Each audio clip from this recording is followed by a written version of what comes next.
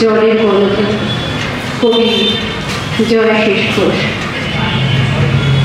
ওপর থেকে ঠাকুমা টিনের বাক্সে নদী নিয়ে এসেছিলেন। এবারে শুকনো শহরে সাঁতার কাটার ইচ্ছে হলে ঠাকুমা সেই বাক্স খুলে বসতেন। আমার বলতেন,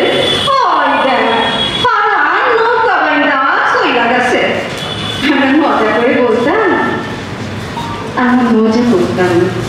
আমরা মজা করে ঠাকুমাকে বলতাম, তোমার হারাম কি আর ফিরবে না? ঠাকুমা ফোকলা দাঁতে হাসতেন, ফিরব ফিরব, একদিন সব জুইরা যাইব, হারানো ফিরা আসব। তারপর যেদিন বাক্স থেকে নদী বেরিয়ে গেল, আমাদের উঠোনের মাঝখান দিয়ে পথ পড়ল। দুই দিকে দুই দেশ, মধ্যিখানে ঠাকুমা পা ছড়িয়ে বসেছিলেন খালি বাক্স হাতে।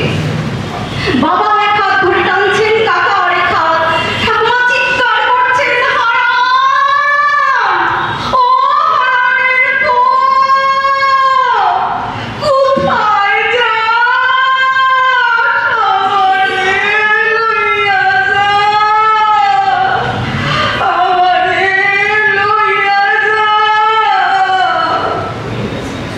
এই কবে থেকে তোর নৌকা নিয়া বৈশাসী, আরে হালার নদী আমার দেশ টুকরো টুকরো কইরা ভাসায়া দিতাছে।